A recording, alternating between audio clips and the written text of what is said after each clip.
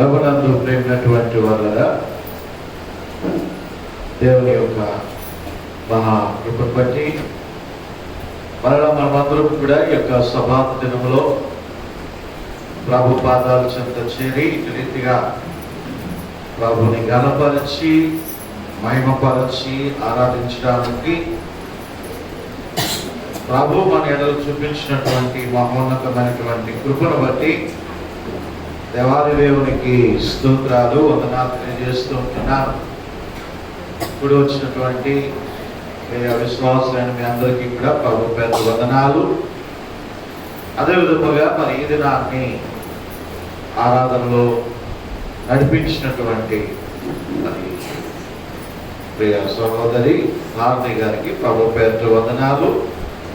పరిచర్యలో సహకరించి మరి వాక్యపఠనంలోనూ ప్రార్థనలోనూ నడిపించినటువంటి సహోదరులందరికీ కూడా ప్రభు పేరు వందనాలు.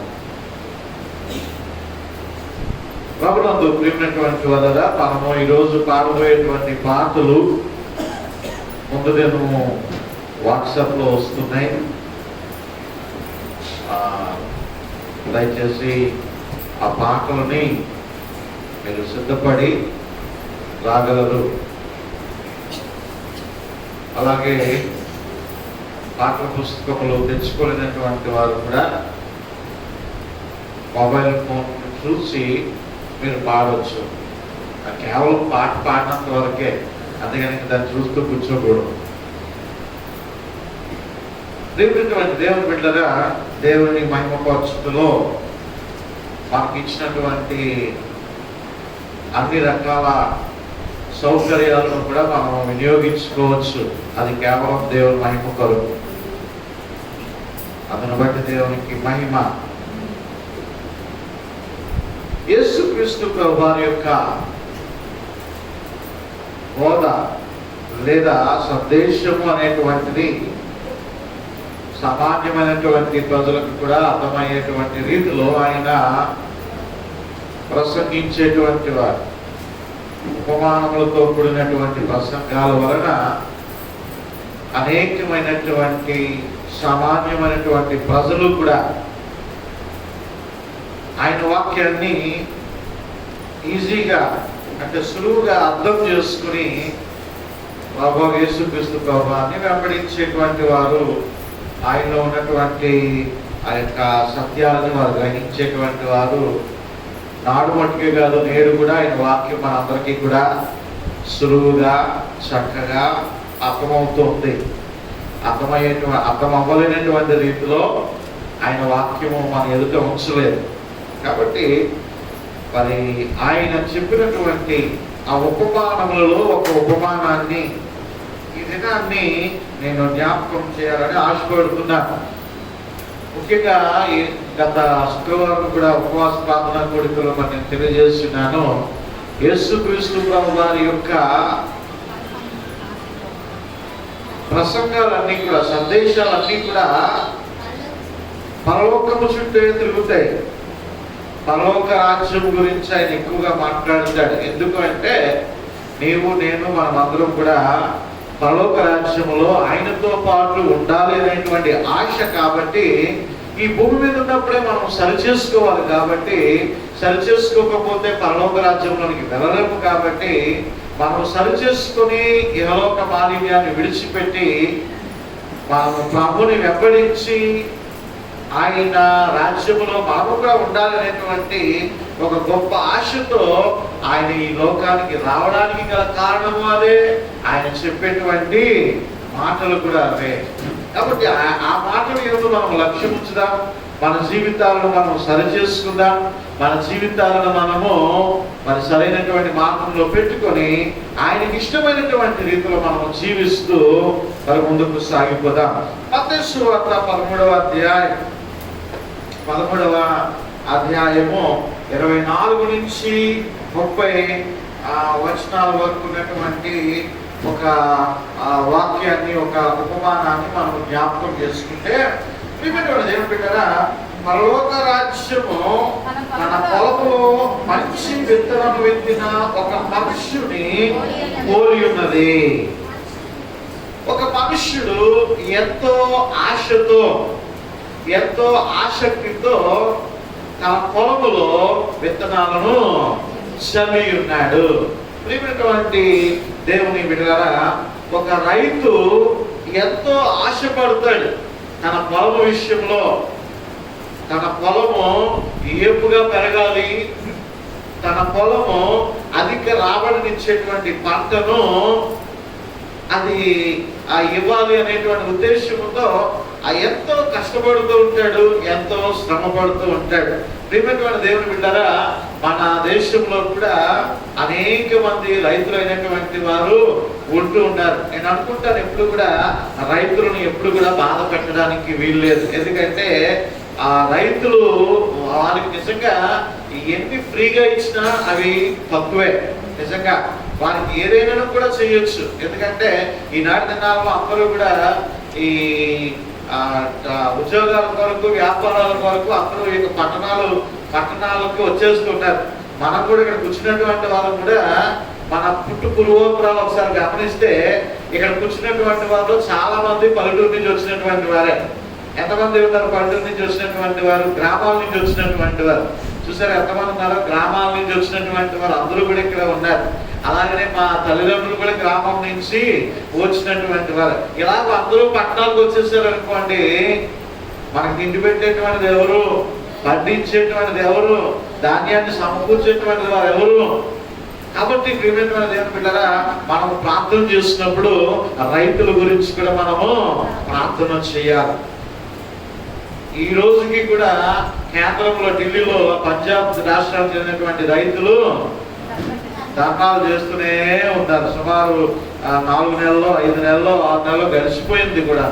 అయినా సరే ఇంకా కూడా వారు ఫైట్ చేస్తూనే ఉంటున్నారు. మరి వారి ఘోష మరి ఎంతవరకు మరి గవర్నమెంట్కి వినబడిందో వినబడలేదో మరి నాకు తెలియదు. కానీ ప్రియమైనటువంటి దేవుని బిడ్డలారా, ఒక రైతు ఒక మంచి ఉద్దేశంతో ఆ పొలం విషయంలో శ్రద్ధ తీసుకుంటాడు. చక్కగా విత్తనాలు జల్లాడంటే ఇక్కడ చూస్తున్నాం. ఒక మంచి రైతు ఒక పొలములో మంచి విత్తనాలని జల్లాడు. ఆ విత్తనాలు మొలకలు వస్తున్నాయి, పంట ఎదుగుతూ ఉన్నది. చూడండి అక్కడ చూస్తూ ఉంటున్నాము. మనుష్యులు నిద్రించుచుండగా అతని శత్రువు వచ్చి గోధుమల మధ్యను పురుగులు విత్తి పోయేను. మనుష్యులు నిద్రించుచుండగా గోధుమలు ఏమైపోయి అది వచ్చి గోధుమల మధ్యన పురుగులు కూడా విత్తి పోయేను. మొలకలు పెరిగి గింజ పట్టినప్పుడు పురుగులు కూడా అగపడేను. అప్పుడు ఇంటి యజమాని దాసులు అతని యొద్దకు వచ్చి, అయ్యా, నీవు నీ పొలంలో మంచి విత్తనములు విత్తితివి కదా, అందులో పురుగులు ఎక్కడి నుండి వచ్చినవి అని అడిగిరి. ఇది శత్రువు చేసినటువంటి పని అని అతడు వారితో చెప్పగా, ఆ దాసులు, మేము వెళ్ళి వాటిని పెరికి కూర్చుట నీకిష్టమా అని అతనిని అడిగిరి. అందుకతడు, వద్దు, గురుగులను పెరుగుచుండగా వాటితో కూడా ఒకవేళ గోధుమలను కూడా పెళ్ళగింతురు. కొంతకాలం వరకు రెండింటినీ కలిసి ఎదుగునీయుడి. కొంతకాలమందు గురుగులను ముందుగా కూర్చి వాటిని కాల్చి వేయటకు కట్టెలు కట్టి గోధుమలను నా కొట్టులో చేర్చి పెట్టుడని కొత్తగాండ్రతో చెప్పుదునా నేను. ప్రియమైన దేవుని బిడ్డలారా, ఈ రైతు చక్కగా విత్తనాలను చల్లాడు. ఇక మెల్లిగా పైకి లేచింది పైరు, చక్కగా గింజ పడుతూ ఉంది. ఈ గింజ పడుతూ ఉంటున్నప్పుడు ఆ గోధుమ పంటతో పాటుగా పక్కన వేరొక కలుపు మొక్కలలాగా పురుగులు కూడా పెరుగుతూ ఉన్నాయి. ఇవి కూడా చూడటానికి ఎలా ఉంటాయంటే ఇది కూడా గోధుమ పంటలాగే కనబడుతుంది. ఇది కూడా గోధుమ పంటతో సమానంగానే పెరుగుతుంది. ఇది కూడా ఈక్వల్ గానే ఉంటుంది. రెండింటికి కూడా తేడా దూరం నుంచి చూస్తే అంతా పచ్చగానే ఉంటది. యేసుక్రీస్తు ప్రభువు ఎలాగైతే అంజూరపు చెట్టు చూసినప్పుడు పచ్చగా ఉందో అలాగే ప్రియమైనటువంటి దేవుని బిడ్డలారా ఈ యొక్క గోధుమ పంటను చూసినప్పుడు చూడడానికి పచ్చగానే కనబడుతుంది, కానీ పంట దగ్గరికి వెళ్ళి చూస్తే మటుకు దాని పక్కన లేచినటువంటి పురుగులు కూడా లేస్తూ ఉంటాయి. దీనివల్ల ఆనందం ఏమిటి? గోధుమలకు వెళ్ళేటువంటి సారము ఇవి కూడా ఏం చేస్తున్నాయి? పీల్చేసుకుంటున్నాయి. భూమిలో ఉన్నటువంటి సారాన్ని అవి కూడా పీల్చేసుకుంటూ ఉంటాయి. మనం ఒకసారి చిన్న చిన్న మొక్కలు పెంచుకుంటూ ఉంటాం. ఆ చిన్న చిన్న మొక్కలు పెంచుకుంటున్నప్పుడు ఆ చిన్న చిన్న గడ్డి మొక్కలు, ఏవేవో మొక్కలు ఆ పూల కుండీల్లో వస్తున్నప్పుడు మనం ఏం చేస్తూ ఉంటాము? ఆ చెత్త మొక్కలన్నీ కూడా, ఆ చిన్న చిన్న పిచ్చి మొక్కలన్నింటినీ కూడా మనం ఏం చేస్తూ ఉంటామంటే తీసేసి ఆరేస్తూ ఉంటాం. ఇక్కడ కూడా ప్రియమైనటువంటి దేవుని బిడ్డలారా, గోధుమలతో పాటుగా పురుగులు కూడా సమానంగానే పెరుగుతూ ఉంటున్నాయి. పురుగుల వల్ల ఏ విధమైనటువంటి ఉపయోగము లేదు.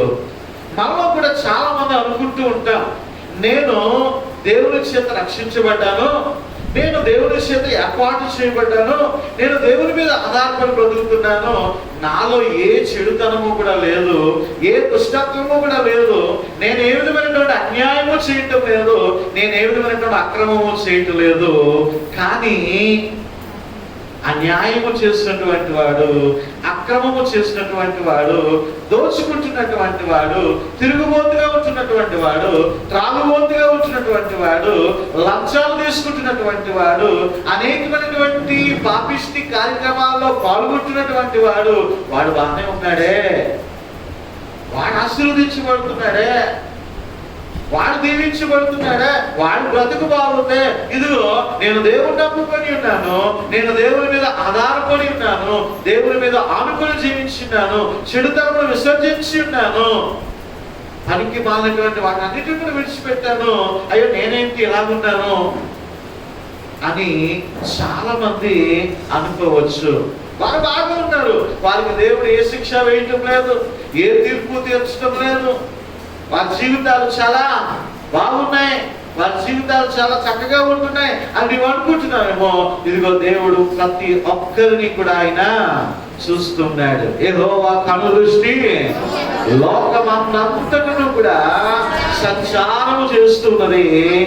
అది గోధుమలను చూస్తున్నది, పురుగులను కూడా చూస్తున్నది, మంచి వారిని చూస్తున్నది, చెడ్డవారిని కూడా చూస్తున్నది.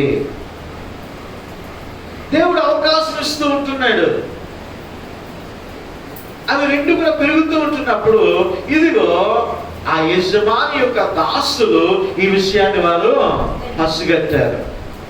వారు పసిగట్టి ఏమంటారంటే, అయ్యా ఈ యొక్క గురుగులను పీకి పారేయమంటారా, తీసి పారేయమంటారా అంటే, దేవుని బిడ్డలారా, అక్కడ ఆ యజమాని చెప్పినటువంటి మాట ఏంటి? అయ్యా ఇప్పుడు వాటిని పీకి పారేయకండి. వాటిని పీకి పారేశారనుకో ఏమండి, పక్కన గోధుమ పంటకు కూడా నాశనం అయ్యేటువంటి అవకాశం ఉంది. ఒక మొక్కలాగా ఆ పక్కన ఉన్నటువంటి గోధుమ పంట కూడా చెడిపోయేటువంటి ప్రమాదం ఉంది. పెరగనీయండి. ఏమంటే ఎంతవరకు పెరుగుతారు? పెరగనీయండి. ప్రేమైనటువంటి దేవుని బిడ్డలారా, ఈరోజు నీవు గుర్తించాలి, నీవు గమనించాలి, ఈ భయంకరమైనటువంటి కరోనా వైరస్ కాలము విజృంభిస్తున్నటువంటి సమయంలో ఈరోజు దేవుడు దానికి అడ్డుకట్ట వేశాడు అంటే దానికి కారణం ఏమిటో తెలుసా?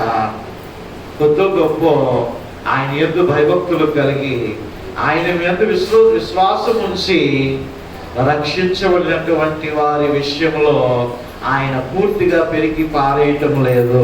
నమ్మిన వారు దేవునికి స్తోత్రం చెప్తాం. హల్లెలూయా. ఒక్కసారిగా ఆయన అనుమతిస్తే ఆ రోజు నోవాహు దినాల్లో ఏ విధముగా సర్వనాశనం అయిపోయిందో, ఆ రోజు సొదొమ గొమొర్రా ఏ విధముగా నాశనం అయిపోయిందో, ఆ రీతిగా భూమి నాశనము కాబడడానికి పెద్ద సమయము పట్టదండి. ఇదిగో ఈ సెప్టెంబర్, అక్టోబర్ భయంకరమైనటువంటి కేసులు ఉంటాయి, పిల్లలకి ఇది వ్యాపిస్తుంది, అనేకమైనటువంటి రుగ్మతలు రావచ్చు అని హెచ్చరించారు. కానీ దేవుని కృప వలన ఈ సెప్టెంబర్ 15వ తేదీ దాటింది, ఎంతవరకు కూడా మనము క్షేమకరంగానే ఉన్నాము. మనుషులు ఏమి చేయలేరండి. మనుషులు కేవలము అంచనా మాత్రమే వేయగలరు. అయ్యో తుఫాను వస్తుందండి, ఇంత బీభత్సం సృష్టిందంటే వారు అంచనా మాత్రమే వేయగలరు. కానీ ఆ తుఫాను దశను మానవుడు మార్చలేడు. ఆ తుఫాను వేరే ప్రాంతానికి వారు మార్చలేరు. ఆ తుఫాను విగిపోయేటువంటి విధముగా మనుషుడు మార్చలేడు. రేపు ఉదయం వర్షం వస్తుందని కేవలం అంచనా వేసి మాత్రమే మానవుడు చెప్తాడు. కానీ ఒక చుక్క వర్షం బొట్టును కూడా మానవుడు కురిపించలేడు. ప్రేమటువంటి దేవుని బిడ్డలారా, సహోదరి, ప్రార్థన చేస్తూ ఉంటున్నప్పుడు భూమియు దాని సంపూర్ణతయు లోకమును దాని నివాసులను యెహోవావే. హల్లెలూయా. ఎవరు కూడా ఏమి ఈరోజు మనం పెద్ద ప్రార్థనా పరులు మనం కాదు, కానీ పెద్ద విశ్వాసులు మనం కాదు, కానీ గతించిపోయినటువంటి వారి కంటే మనం గొప్పవారు అని కాదు, ధనికులు అని కాదు, విద్యాధికులు అని కాదు, మనమే గొప్పవారు అని అనుకోవడానికి ఏ మాత్రం కూడా వీలు లేదు. కానీ ఆయన మహాకృప ద్వారా ఏమండి మనం ఇంకనూ పెళ్ళగింపబడలేదు. అలాగనే గురువులను కూడా దేవుడు పెరగనిస్తూ ఉంటున్నాడు. అక్కడక్కడ కొన్ని శ్రేష్టమైనటువంటి గోధుమలు, కొన్ని పంటలు, కొన్ని వెన్నులు పోయి ఉండవచ్చు. మన భక్తులైనటువంటి వారు, విశ్వాసులైనటువంటి వారు, సేవకులైనటువంటి వారు మనము కోల్పోయిండవచ్చేమో. కానీ ఆయన పంట మొత్తాన్ని ఇంకా ఆయన నాశనం చేయడానికి అంగీకరించడం లేదు. ఎందుకో తెలుసా? ఆ రోజు సొదొమ గొమొర్రా విషయంలో అబ్రహాము చేసినటువంటి ప్రార్థన వంటి ప్రార్థనా వీరులు ఇంకనూ ఉంటున్నారు కాబట్టి. హల్లెలూయా. ప్రియమైనటువంటి దేవుని బిడ్డలారా, అయితే ఈయన అంటున్నాడు, ఇదిగో కోతకాలం అంటూ ఒకటి వస్తుంది కదా. కోతకాలం వచ్చినప్పుడు ఏం చేస్తారట? ఆ రెండింటిని కూడా తీసి ఏం చేస్తారు? శ్రేష్టమైనటువంటి గోధుమలను వేరుపరచి ఈ గురుగులని, ఈ గట్టిని, దీని అంతటిని కూడా ఏం చేస్తారు? కాల్చి వేస్తారు. తీర్పు దినం ఒకటి రాబోతూ ఉంది. పౌలు గారు అదే అంటారు కొరింథీ పత్రికలో, నీ దేహముతో జరిగించినటువంటి క్రియల చొప్పున అవి మంచివైనను సరే, చెడ్డవైనను సరే, క్రీస్తు యేసు న్యాయపీఠం ఎదుట ప్రత్యక్షము కావలెను. హల్లెలూయా. ఒక జ్యుడిషియల్ కోర్టు ఉందండి. ఆ కోర్టు సివిల్ కోర్టు కాదు, విశాఖపట్నం కోర్టు కాదు, హైకోర్టు కాదు, సుప్రీం కోర్టు కాదు. ఏ కోర్టు అది? క్రీస్తు యేసు న్యాయపీఠము. ఈ విషయాన్ని మనం ఎప్పుడు కూడా మర్చిపోకూడదు. దీన్ని అండర్లైన్ చేసుకోవాలి. ఎందుకు తెలుసా? ఖచ్చితంగా ఆ న్యాయపీఠం ఎదుట నీవు ప్రత్యక్షం కావాలా. ఎడమ వైపున అన్ని మేకలు ఉంటాయి, కుడి వైపున అన్ని కూడా గొర్రెలు ఉంటాయి. ఆ మందలో నీవు ఉండాలా. మేకల మందలో నువ్వు వెళ్ళడానికి వీలు లేదు అండి. ప్రియమైనటువంటి దేవుని బిడ్డ, నేను జ్ఞాపకం చేస్తూ ఉంటున్నాను, ఇదిగో ఒకానొక దినము రాబోతూ ఉంది. ప్రతి దానికి లెక్క అప్పు చెప్పాలా, భయపడాలా. దేవునికి మనము ఏ స్థలంలో ఉన్నా, ఏమి చేస్తున్నా, ఏమి చూస్తున్నా, ఏమి మాట్లాడుతున్నా, ఏ కార్యములు చేస్తున్నా, మనం ఎవరికి భయపడకపోయినా పర్వాలేదు, కానీ దేవునికి ఖచ్చితంగా నీవు భయపడాలి. ఎందుకో తెలుసా? తీర్పు సమయం ఖచ్చితంగా రాబోతూ ఉన్నది. ఆయన న్యాయపీఠం ఎదుట నీవు ప్రత్యక్షము కావాలి. నీవు అనుకోవచ్చు, భలే తప్పించుకున్నాను, భలే నేను నా నోటి ద్వారా భలే నేను దాన్ని కామప్ చేసేసాను, భలేగా నేను సముదాయించేసాను నువ్వు అనుకుంటున్నావేమో. లేదు, ప్రతిదీ కూడా రికార్డు చేయబడుతూ ఉంది. మొన్నటి దినాన్ని ఒక మృగము వంటి ఒక వ్యక్తి, ఏం పేరు, రాజు కదా, వాడు చేసినటువంటి కిరాతకం ఏంటో మనందరికీ తెలుసు. చిన్నబిడ్డని సైతం కూడా అఘాయిత్యం చేసినటువంటి వాడు, అత్యాచారం చేసినటువంటి వాడు. వాడిని పట్టుకోవాలి అంటే పోలీసులు మనం అనుకుంటాం, పోలీసులు చిన్న వేస్తూ ఉంటారు. వారు గొప్ప ట్రైనింగ్ తీసుకుని వారు పరిగెత్తిన పరుగు మనం పరిగెత్తలేము, ఎగరాల్సినటువంటి మనం ఎగరలేము, వారి షూటింగ్ మనం చేయలేము. వారు ట్రైనింగ్ అయిపోయి ఉన్నారు, వాళ్ళకి తెలుసు. కాకపోతే కరెక్ట్గా ఉద్యోగాలు కొంతమంది చేయరు కాబట్టి చాలా మంది తప్పించుకుంటున్నారు. కానీ వారికి ఉన్నటువంటి జ్ఞానంతో కరెక్ట్గా ఉద్యోగాలు చేస్తే ఎక్కడికక్కడ అంతా కూడా లెవెల్ అయిపోతాయి. వాడి సీసీ ఫుటేజ్, సీసీ కెమెరాలో వాడు నడుస్తున్నటువంటి నడకలని, వాడు ఎక్కడ తిరిగాడో, ఏం చేస్తున్నాడో, ఇవన్నీ కూడా క్లియర్ కట్గా తెలిసిపోతూ ఉంటాయి, తెలిసిపోయాయి.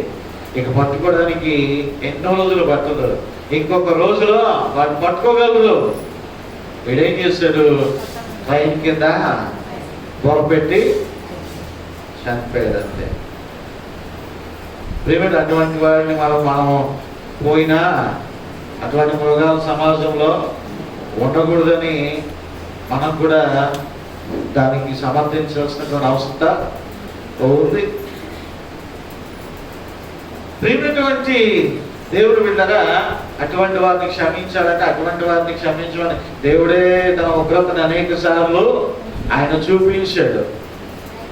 ఏమంటే ఫరో విషయంలో ఆయన ఏం చేశాడు, ఎర్ర సముద్రంలో ముంచి పారేశాడు. మూర్ఖుల్ని ఆయన ఎన్నిసార్లు చెప్పినా అదే వలస, అదే పాపము, భయంకరమైనటువంటి మృగములను ప్రవర్తించేటువంటి వాటి విషయంలో క్రైస్తవుడు ఎప్పుడు కూడా ఓటేయడండి, క్రైస్తవుడు ఎప్పుడు సమర్థించడు. కాబట్టి నేను ఎందుకు తెలియజేస్తానంటే, ఈ సీసీ కెమెరాలు ఒక దోషిని పట్టుకోవడానికి ఈ సీసీ కెమెరాలు ఉపయోగపడుతున్నాయి.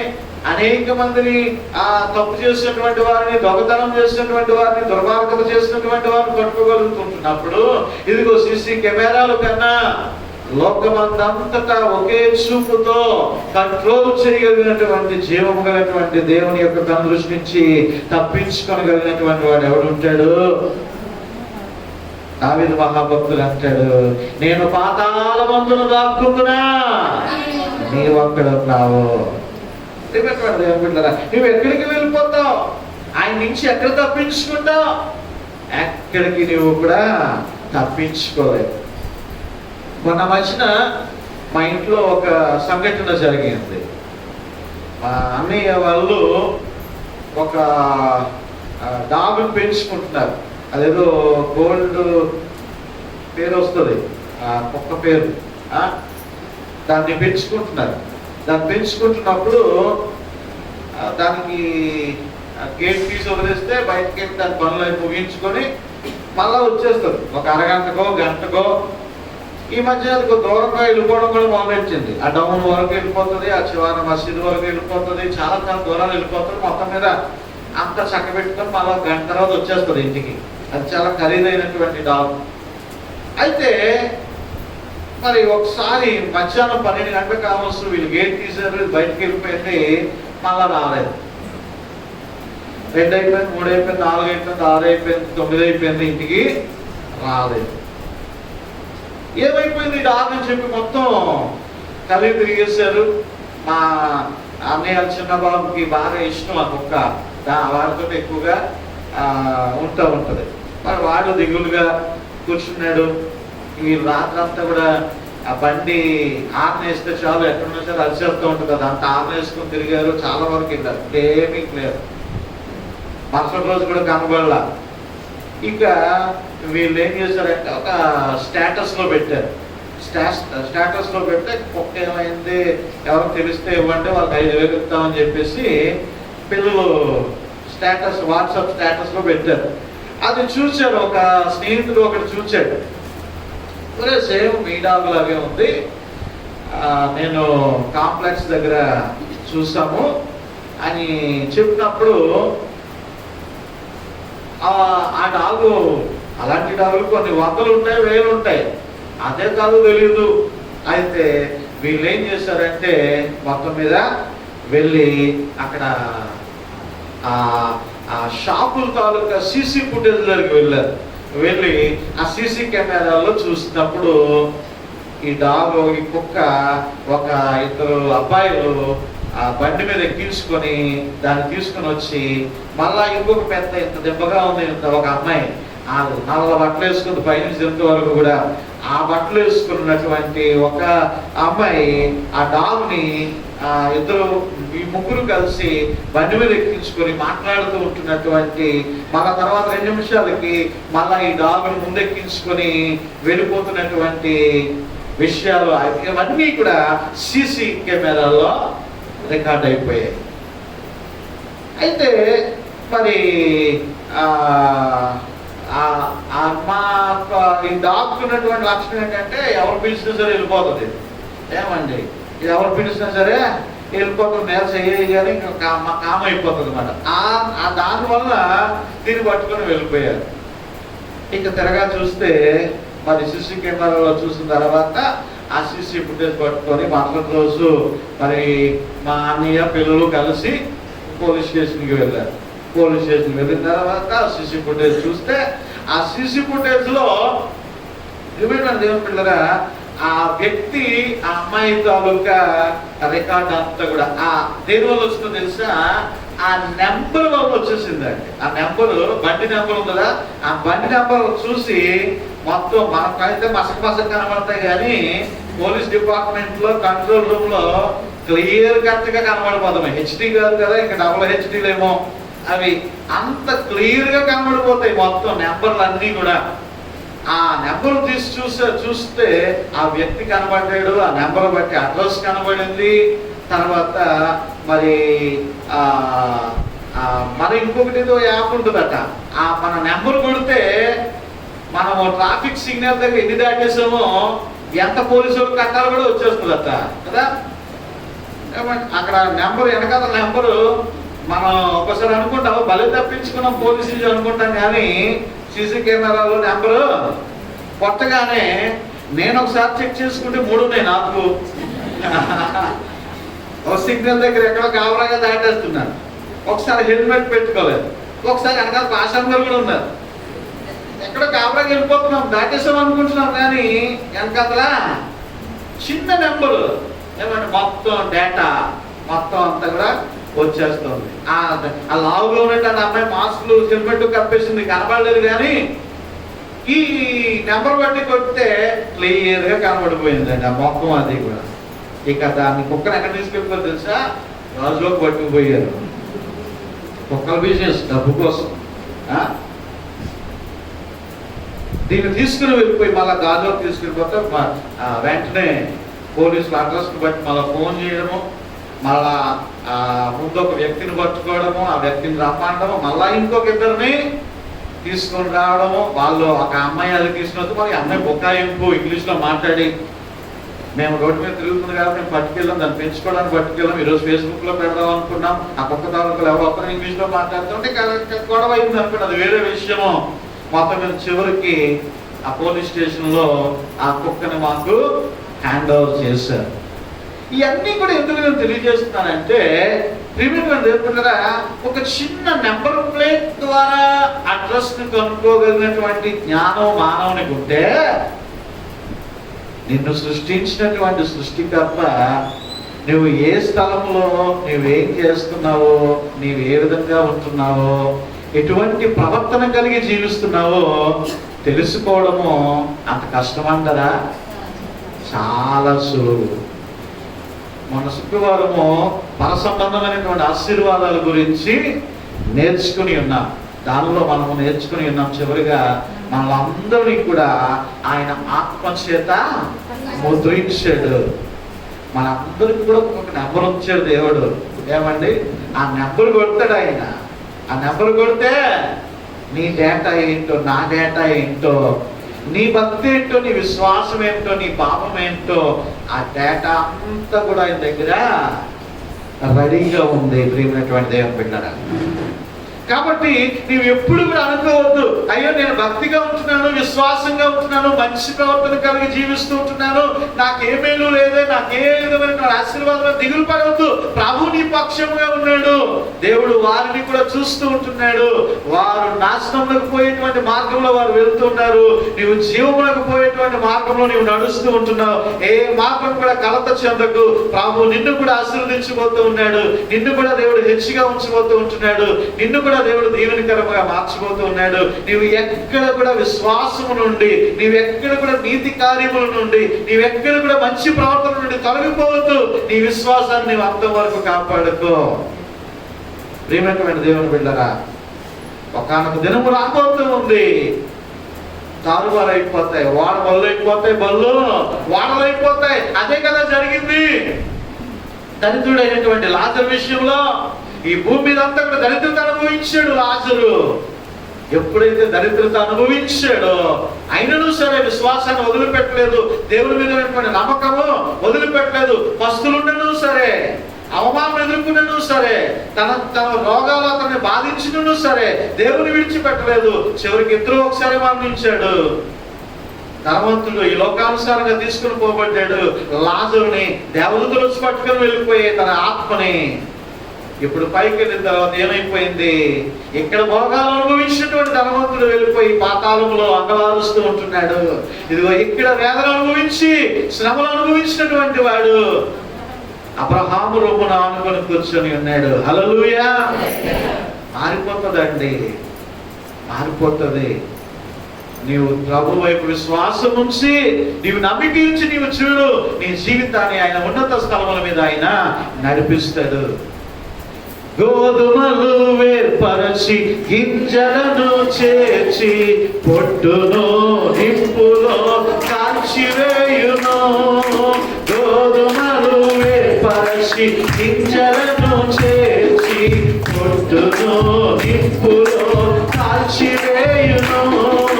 రాజు వస్తున్నాడు ఆయతమౌతా, రాజు వస్తున్నాడు ఆయతమౌతా, యేసు వస్తున్నాడు ఎదురు వెళ్లుదాం, యేసు వస్తున్నాడు ఎదురు వెళ్లుదాం.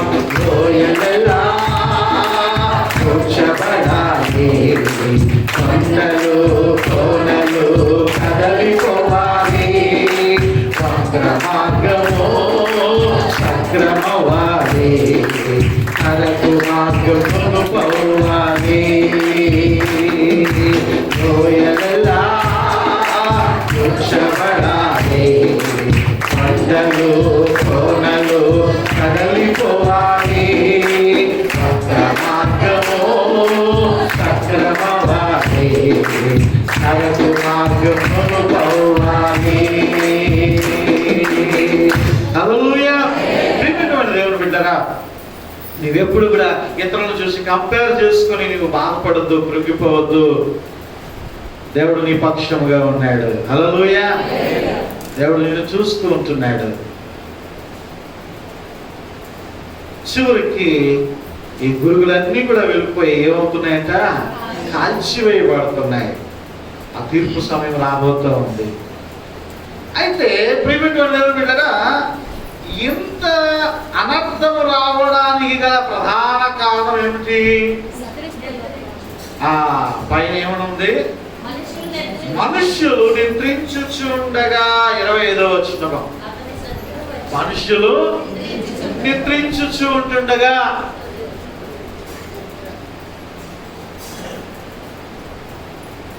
ప్రతి సులువుగా చిక్కులు పెట్టేటువంటి పాపములు చిన్న పాపమే అని మనం అనుకుంటాం, కానీ పెద్ద అనర్థాన్ని తీసుకుని వస్తుంది. చిన్నదే కదా, ఎందుకులే వదిలేద్దాం అని అనుకుంటాం, చిన్న అబద్ధమే కదా.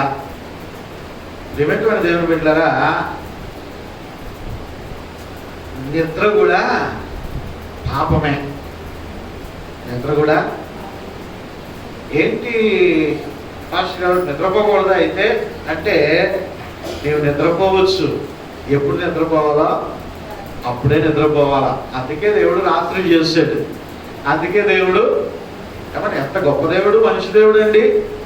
నువ్వు రాత్రి పడుకోగానే ఏం చేస్తూ ఉంటావు? ఏం చేస్తావు? ఈ లైట్ వేసుకుని పడుకుంటావా? ఏం చేస్తావు? మన స్విచ్ ఆపేసి చిన్న బెడ్ లైట్ ఎత్తుకుంటాం.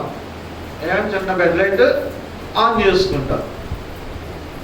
దేవుడు కూడా పగలంతా బిడ్డలు కష్టపడతారు, పని చేస్తారని చెప్పేసి ఆయన స్విచ్ నొక్కుతాడు. అక్కడ సూర్యుడు వస్తాడు. మళ్ళా రాత్రి అవగానే వీరందరూ కూడా రిలాక్స్ అవుతారు అని చెప్పి ఏం చేస్తాడు? ఆయన బెడ్ లైట్ ఆన్ చేస్తాడు చంద్రుడిని. బా ఎంత గొప్ప దేవుడు అండి ఆయన. మనకి ఏ విధంగా ఉండాలో కూడా, ఎటువంటి అవసరతలు తీర్చాలో అని ఆయన ముందుగానే మన కొరకు ఈ సృష్టి యావత్తును కూడా ఆయన సిద్ధపరచేశాడు. ఎంత గొప్ప దేవుడు అండి ఆయన. ఏ పండు చూసినా, ఏ ఫలము చూసినా, ఏ కార్యం చూసినా అన్ని కూడా అద్భుతమే, మహా అద్భుతమే. అయితే ప్రియమైనటువంటి దేవుని బిడ్డలారా, మనం అనుకుంటాం చిన్నదే కదా, ఈ నిద్ర అనేటువంటిదే కదా, ఇదే పెద్ద పాపమే అని మనం అనుకుంటాం. చాలా మంది నిద్రపోతుంటున్నటువంటి వారు దేవుని గొప్ప ఆశీర్వాదాలను పోగొట్టుకుంటున్నారు. సంవత్సరానికంట గేదెల వల్ల 7 చనిపోతున్నారంట. అంటే అవి ఏదో దాడి చేయడము, పడవడం, ఏదో కారణాల చేత ప్రపంచం మొత్తం మీద గేదెల వల్ల 7 చనిపోతున్నారంట. సింహాల వల్ల ప్రపంచం మొత్తం మీద 500 మంది చనిపోతున్నారంట. గుర్రాల వల్ల అవి చేసేటువంటి దాడి వల్ల 700 మంది చనిపోతున్నారంట. ఇక విషం నిండినటువంటి తేళ్లు వల్ల సంవత్సరానికి 7,000 మంది చనిపోతున్నారంట. పాము వల్ల ఇంచుమించు సంవత్సరానికి 10,000 మంది చనిపోతున్నారంట ప్రపంచం మొత్తం మీద. ఇక భయంకరమైనటువంటి మనకి కనిపించేటువంటి ఈ దోమ వలన 27 లక్షల మంది చనిపోతున్నారంట. ఈ మధ్యకాలంలో మనం ఎక్కువ ఈ డెంగ్యూ, ఈ మలేరియా, దీని గురించి మనం ఎక్కువ వింటున్నాం. చాలా జాగ్రత్తగా మనము ఉండాలి. 27 లక్షల మంది చనిపోతున్నారంట. మనందరికీ తెలుసు, ఈ దోమ కనబడిందంటే దోమకు కావాల్సినటువంటివన్నీ కూడా మనం ఇంట్లో పెట్టేస్తున్నాం. గుడ్ నైట్, అవుట్, ఏ అవుట్, ఆల్ అవుట్, ఇంకేదో టెన్నిస్ బ్యాట్ లాగా దోమతో మనం ఆడుకుంటున్నాం. టపా టపా టపా టపా మనం కొట్టుకొని. ప్రియమైన దేవుని బిడ్డలారా, చిన్నదే ఎంతమంది తీసుకెళ్ళిపోతుంది? 27 లక్షల మంది తీసుకెళ్ళిపోతుందంట ఈ దోమ. చిన్నదే, అంతకన్నా చిన్నది వచ్చిందండి. కంటికి కనపడలేదు, ఎగరేసుకుపోతుంది ఆజానుబాహుల్ని కూడా. మంచి దేహదార్ఢ్యం కలిగినోళ్ళని, ధనవంతుల్ని, మంచి మంచి రూపు రంగు యాక్టర్లు, నాయకులు అనేక మందిని ఎగరేసుకుపోతుంది. ఏంటో చిన్నది, ఏంటది? కరోనా. ఇప్పటికీ ఇంచుమించు 1 కోటి మందిని ప్రపంచం మొత్తం మీద 50 లక్షలకు దగ్గరలో ప్రజలు ఏం చేసింది? చిన్నది కానీ మహా డేంజర్. మనం కూడా చిన్నదే అనుకుంటాము నిద్రని, కానీ అది మహా డేంజర్. నీవు ఆశీర్వదించబడకుండా, నీవు దీవించబడకుండా ఉండడానికి సాతాను వేసేటువంటి ఒక పన్నాగం అది. వేటగాడు పడుతున్నటువంటి ఉచ్చు అది. నీ కన్నులను భారము చేస్తూ, నీవు కన్నులు తెరవకుండా నీకు మత్తును కలిగిస్తూ, నీకు నిద్రను కలిగిస్తూ పండుకోబెడుతూ ఉన్నాడు అన్నమాట. ఎలా పండుకోబెడుతున్నాడు? ఆ రోజు సంసోను దెలీలా తొడ మీద పడుకున్నాడంట. చక్కగా నిద్రపోతూ ఉంటున్నాడు. ప్రియమైనటువంటి దేవుని బిడ్డలారా, మనం జ్ఞాపకం చేసుకుంటే న్యాయాధిపతుల గ్రంథము 16వ అధ్యాయము 20-21 వచనాలు మనం చూస్తే, సంసోను దేవుని వాగ్దానము ద్వారా పుట్టినటువంటి వాడు, దేవుని యొక్క మన అనుగ్రహము ద్వారా పుట్టినటువంటి వాడు మనోహ దంపతులకు. కానీ ప్రియమైనటువంటి దేవుని బిడ్డలారా, ఆ దెలీలా తొడ మీద పడుకోబెట్టి తనకున్నటువంటి ఆ దెలీలా ఎవరు అంటే ఒక వేశ్య దగ్గరికి వెళ్ళి అక్కడ సుఖం అనుభవిస్తూ చక్కగా పండుకుంటూ ఉంటున్నటువంటి సమయంలో, ఇదిగో తనలో ఉన్నటువంటి ఆ బలమంతా కూడా తన శిరోజాలు తన యొక్క ఆ తల వెంట్రుకల్లో ఉన్నది అనేటువంటి సత్యాన్ని ఎవరికి చెప్పకూడదు అని చెప్పి దేవుడు అతను హెచ్చరిస్తే, ఈ నిద్రలో పడిపోయి తనకున్నటువంటి బలము తాలూకు రహస్యాన్ని చెప్పినప్పుడు ఏమైందంటే అక్కడ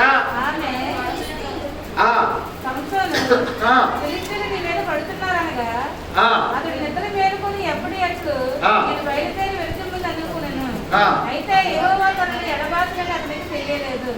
అప్పుడు ఫిలిష్తీయులు అతన్ని పట్టుకొని అతని కన్నులు ఊడదీసి తీసుకొని వచ్చి ఇత్తడి సంఖ్యల చేత అతన్ని బంధించారు. ఇత్తడి సంఖ్యల చేత అతనిని మహాబలాఢ్యుడు, అనేకమైనటువంటి యుద్ధము చేసినటువంటి వాడు ఇప్పుడు ఏమైపోయాడట, 2 కళ్ళు కూడా పీకబడ్డాయి. 2 కళ్ళు కూడా పీకబడ్డాయి. కారణం ఏంటి? నిద్ర. కారణం ఏంటి? నిద్ర. ప్రియమైనటువంటి దేవుని బిడ్డలారా, దేవుని సన్నిధిలో గడపవలసినటువంటి సమయాన్ని, దేవునికి ప్రార్థన చేయవలసినటువంటి సమయాన్ని నువ్వేం చేస్తున్నావు? నిద్ర అనేటువంటి పాపము ద్వారా ఆయన సన్నిధిని నీవు అనుభవించలేకపోతా ఉన్నావు. ఆయన దగ్గరికి నీవు రాలేకపోతా ఉన్నావు. నీవు ఆశీర్వదించబడలేకపోతూ ఉంటున్నావు. అయ్యో, 2 కళ్ళు కూడా పీకేశారంట. బలం అంతా పోయింది, శక్తి అంతా పోయింది, ఆశీర్వాదం అంతా పోయింది, దీవెనంతా కూడా పోయింది. తీసుకెళ్ళిపోయి ఇత్తడి సంఖ్యలతో కలిసి కట్టి పారేశారు. ఒకానొక దినంలో అయితే ఆ గొలుసుల్ని పటాపంచులు చేయగలిగినటువంటి మహాబలము కలిగినటువంటి సంసోను ఇప్పుడు బలహీనుడు అయిపోయాడు. నీవు నిద్ర వలన బలహీనుడు అయిపోతావు సుమా. నిద్ర వలన నీవు బలహీనుడు అయిపోతావు. నీవు పడుకోవలసినటువంటి టైంలో నీవు పండుకోవాలి. దేవునికి ఇవ్వాల్సినటువంటి సమయాన్ని దేవునికి నీవు ఇవ్వాలి.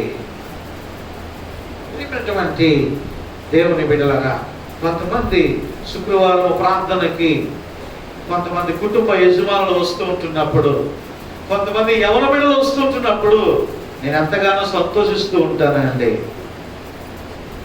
నిజంగా నేను చెప్తూ ఉన్నాను, శుక్రవారం ప్రార్థనకి దేవుని సన్నిధిలో వాక్యం విన్నటువంటి ప్రతి యవనస్తుడు కూడా ఆశీర్వాదకరంగానే ఉన్నారు. ఈరోజు సంఘంలో దేవుని సన్నిధిలో గడిపినటువంటి వారు, 40 దినాల ఉపవాస ప్రార్థనలో గడిపినటువంటి వారు, శుక్రవారం ఆరాధనలో గడిపినటువంటి వారు, ఆరాధనలో వాక్య సందేశం విని ఆ దేవుని సన్నిధిలో గడిపినటువంటి వారు నిజముగానే మన సంఘంలో ఉన్నటువంటి చాలా మంది యవన బిడ్డలు ఆశీర్వాదకరంగా ఉన్నారు, దీవెనకరంగా ఉన్నారు. దేవుడు వారికి పనులను, ఉద్యోగాలను దేవుడు వారికి దయచేశాడు. వారిని ఉన్నతమైనటువంటి స్థలములలో దేవుడు నడిపించాడు. ప్రియమైనటువంటి దేవుని బిడ్డలారా,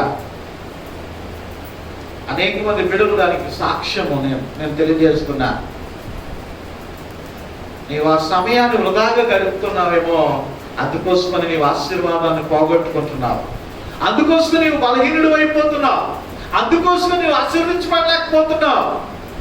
ఎన్నిసార్లు మాస్టర్ గారు గద్దించినా చెప్పినా చెప్తారు, ఆయన అలాగే చెప్తారు, ఆయన వనపాటు అనుకుంటారేమో. ప్రియమైనటువంటి దేవుని బిడ్డలారా, వింటే ఆశీర్వదించబడతారు, వినకపోతే బలహీనులు అయిపోతారు.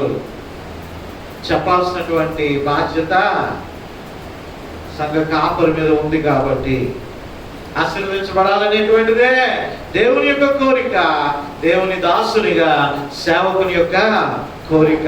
ప్రతి ఒక్కరు కూడా దీవించబడాలి అని.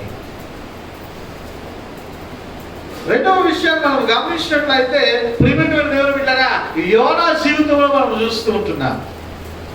ఇంటికి వెళ్ళి చదవండి యోనా గ్రంథము 1వ అధ్యాయం 5-6 వచనాలలో. ఈ బయట భయంకరమైనటువంటి తుఫాను వచ్చేసింది. ఈ బయట భయంకరమైనటువంటి ఈ తుఫాను దాటవిస్తూ ఉంటున్నది. కానీ వాడు అడుగు భాగాన్ని నిద్రపోతూ ఉంటున్నాడు. పైన వచ్చిన తుఫాన్ని గుర్తించలేకపోతూ ఉన్నాడు. అనేక మంది దేవుడు కానిటువంటి వాటిని ఎంత శ్రద్ధ చూపించి ప్రార్థన చేసి మొరపెడుతున్నారు. కానీ మొరపెట్టవలసినటువంటి యోనా ఎక్కడున్నాడు? వాడు అడుగు భాగంలో ఉండి నిద్రపోతున్నాడు. ఎలాగున్నాడు? మామూలు నిద్ర కాదట, నిద్రపోతూ ఉన్నాడు. గొరక పెట్టి మరి నిద్రపోతూ ఉన్నాడు. అయ్యో, ఎంత గొప్ప ప్రవక్తని ఒక దాసుడు వచ్చి పిలుస్తున్నాడు. ఏమని? ఓయి నిద్రపోతా అని పిలుస్తున్నాడు. అయ్యో, నీ పక్కొచ్చి ఎన్నిసార్లు పిలిచిందో దేవదూత నిన్ను, ఓ ఈ నిద్రపోతా నిద్రపోతా అని కదా. ప్రియమైనటువంటి దేవుని వింటారా, ఒకనొకప్పుడు అవకాశం లేక దేవుని సన్నిధిలో గడపలేకపోయి ఉన్నాము. దేవుడు అవకాశం ఇచ్చాడు. రేపేమి సంభవించినా మనకి తెలియదు. అంతలో కనబడి అంతలో మాయమైపోయేటువంటి ఆవిరి వంటి జీవితాలు మన జీవితాలు. రేపేమి సంభవిస్తుందో తెలియదు. ఇలాగ చూసినటువంటి వారు అలాగ మాయమైపోయారు. ఈరోజు నీవు ఎలాగ ఉంటున్నావు? నిద్రపోతుంటున్నావేమో. కొంతమంది ఉంటారండి, అర్ధరాత్రి వరకు తెలియజేసి ఉంటారు. సీరియల్ చూసినప్పుడు నిద్ర రాదు, సినిమాలు చూసినప్పుడు నిద్ర రాదు. దేవుని గుళ్ళోకి వస్తారు, చక్కగా నిద్రపోతారు. కొంతమంది గుళ్ళోకి వచ్చి కుడుకులు చేస్తూ ఉంటారు. అబ్బా, వాక్యం బలం చెప్పారు. ఏం చెప్పారు? చాలా బాగా చెప్పారు. ఏం చెప్పారు? సూపర్ అండి. ఏం చెప్పారు? ఒక వాక్యం అయినా సరే హృదయం అనేటువంటి పర్వం మీద రాసుకొని పట్టుకెళ్ళలేరు. దాన్ని నెమరు వేసుకోవాలట. ఇంటికి వెళ్ళి మళ్ళా ఒకసారి నెమరు వేసుకోవాలి. అలాగే దేవుని మందిరానికి వచ్చి నిద్రపోయాడు. రాత్రంతా తెలియజేస్తున్నాడు. రాత్రంతా గడిపాడు. ఏమండి ఇలాగంటే నిద్రపోతున్నావు? ఏమంటే నైట్ డ్యూటీ చేసి వచ్చానండి పాస్టర్ గారు. కాబట్టి ఏం చేసి వచ్చారట? నైట్ డ్యూటీ చేసి పెళ్లికి రమ్మంటే, పెళ్లికి స్పీడ్కి వెళ్ళిపోతాం కదా. ఆ రోజంతా కళ్ళులా కాయలుగా చూస్తాం. పడుకో, నీ రెస్ట్ తీసుకోవద్దని ఎక్కడా లేదు. నీవు నిద్ర తీసుకోవాల్సినటువంటి టైంలో నీవు నిద్రపోవాలా. అంతేగాని దేవుని సమయాన్ని దొంగిలించి నీవు నిద్రపోవడానికి వీల్లేదు. ప్రియమైనటువంటి దేవుని బిడ్డగా అలాగే నిద్రపోయాడు. అపోస్తుల కార్యంలో ఐతుకు అనేటువంటి ఒక వ్యక్తి, చూడండి ఇంటికి వెళ్ళి మీరు చూస్తారో ఎప్పుడు చూస్తారో, అపోస్తుల కార్యములు 20వ అధ్యాయము 9వ వచనంలో ఐతుకు కిటికీ దగ్గర కూర్చొని పాప నైట్ డ్యూటీ చేసి వచ్చాడేమో. ఆ రాత్రి వరకు రాత్రి అంతా కూడా డే డ్యూటీ చేసి వచ్చి ఉంటాడు. ఆ రాత్రి పౌలు గారు ప్రసంగిస్తుంటే కిటికీ దగ్గర కూర్చొని జోగుబాటు పడుతున్నాడు. పైనుంచి కింద పడ్డాడు. ప్రాణం పోయింది అన్నారు అందరూ కూడా. కానీ దేవుని కృప వల్ల ప్రాణము ఆయన యొక్క శిష్యుడు అయినటువంటి పౌలు గారి ద్వారా మళ్ళీ అది రావడం జరిగింది. ప్రియమైనటువంటి దేవుని బిడ్డరా, నేను జ్ఞాపకం చేస్తున్నాను, నిద్రపోతే నీ బలాన్ని పోగొట్టుకుంటున్నావు. చాలా మంది ఈ లాక్డౌన్లో అలవాటు పడిపోయారు. నిద్రకు బాగా అలవాటు పడిపోయారు. ప్రియమైనటువంటి దేవుని బిడ్డరా, కొంతమందికి ఉద్యోగాలు పాపం పర్మిషన్లు ఇవ్వరు. వద్దామనుకున్నా సరే పర్మిషన్లు ఇవ్వరు. వారికి అవకాశం ఉండదు. వారు రాలేరు. కొంతమంది లెక్కలేస్తూ ఉంటారు. అబ్బా, గుడికి వెళ్తే 30 రూపాయలు అయిపోతాయేమో, గుడికి వెళ్తే 50 రూపాయలు అయిపోతాయేమో, 2 వైపులు ఛార్జీలు ఎట్టుకోవాలి. నీవు దేవుని కొరకు 50 రూపాయలు ఖర్చు పెడితే ఆయన 10 అంతలు కాదు 100 అంతలు ఆశీర్వదించడానికి ఆయన సిద్ధంగా ఉన్నాడు. నువ్వేం చేస్తావు? ఆ 30 రూపాయల గురించి ఆలోచిస్తావు. దేవుడు నీకు 300 ఇవ్వాలని సిద్ధపడిపోయి ఉంటే నీవు 30 గురించి ఆలోచిస్తూనే ఉంటావు. అందుకే 30 దగ్గర ఆగిపోయావు. నువ్వు ఏమంటే నువ్వు ఎక్కడ ఆగిపోయావు? 30 దగ్గర ఆగిపోయావు. దేవుడు 300 పట్టుకొని రెడీగా ఉన్నాడు ఆయన సన్నిధిలో. నువ్వు ఎక్కడ వస్తున్నావు? ఇవ్వడానికి, తీసుకోవడానికి. అలా మనమే పాట పాడతాం, ఒక దినము నీ సన్నిధిలో గడుపుట 1000 దినాల కంటే శ్రేష్టం. ఎంతమంది అండి ఈ శుక్రవారం పూట ఉపవాస ప్రార్థన కూడిక జరుగుతుంటున్నప్పుడు ఇంటి దగ్గర గొరక పెట్టి నిద్రపోతూ ఉంటున్నటువంటి వారు ఎంతమంది ఉంటున్నారు? ఒకసారి ప్రశ్న వేసుకోండి మీ మనసుతో. మీరు ఎంతమంది ప్రార్థన చేస్తున్నటువంటి టైంలో ఒకవేళ అవకాశం లేకపోతే నీ యజమానిని నీవు పర్మిషన్ అడిగినా వాడు ఇవ్వకపోతే వాడి మీద తోసే, ప్రభు వీడి పర్మిషన్ ఇవ్వలేదంటే దేవుడు చూసుకుంటాడు.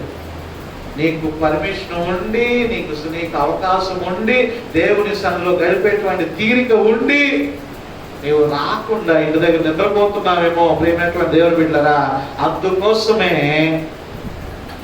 నీ పనులు ఆటంకాలుగా ఉంటున్నాయి. నీ పనులు ముందుకు సాగటం లేదు, నీవు గడపటం లేదు దేవుని సన్నిధిలో. చిన్నదే అనుకుంటాము కానీ ఆ చిన్నదే నీ దీవెనకు అడ్డుగా మారిపోయిందండి. ప్రియమైనటువంటి దేవుని బిడ్డలారా,